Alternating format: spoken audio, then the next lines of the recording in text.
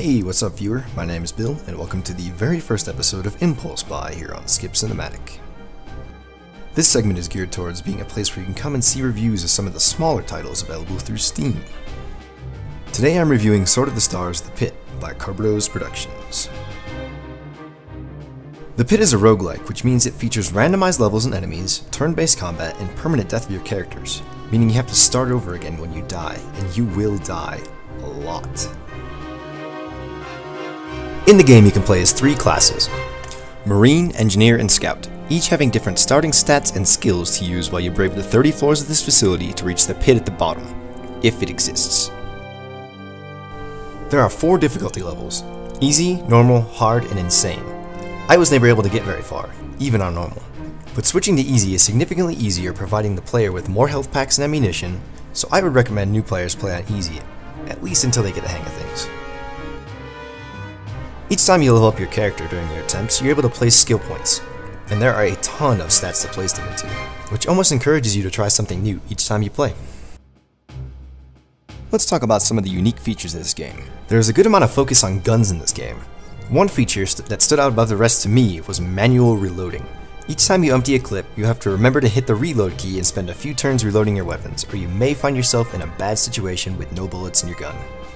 Once you've reloaded your weapon, it's time to fire again. You can fire using the F key, or if you happen to choose the Marine when you start with an assault rifle which is capable of firing a 3-round burst.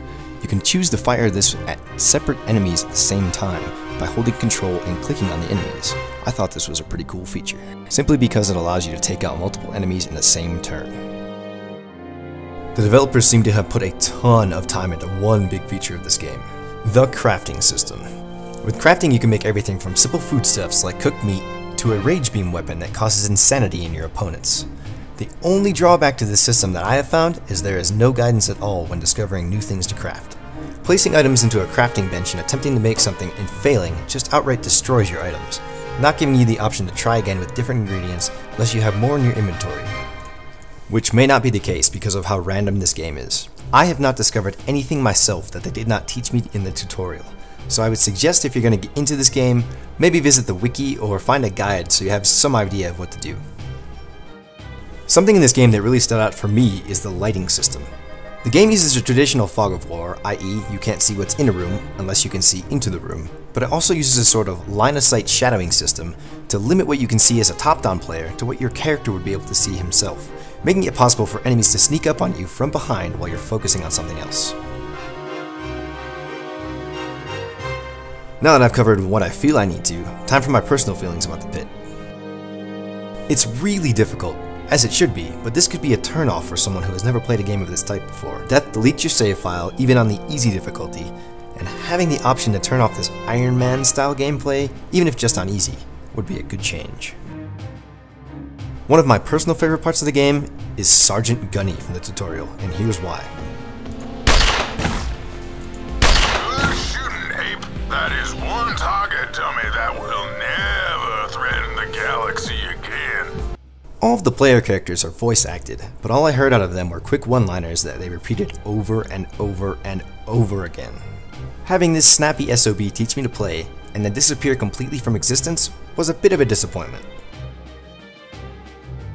Despite the super in-depth crafting system, this game doesn't really stray far from what you see in other roguelikes, such as Binding of Isaac or Dungeons & Dreadmore. But, all in all, this game is a very solid roguelike, and it presents a challenge to complete, which is exactly what you should expect. Overall, I'd give the Pit a 3 out of 5. While it certainly isn't dressed to impress with sprite-based graphics, I feel like fans of the rest of the Sword of the Stars series or roguelikes in general would enjoy this game. And it could be a decent introduction to roguelikes for players who haven't played one before. That about does it for this impulse buy. You can pick up Sword of the Stars: The Pit on Steam for $9.99.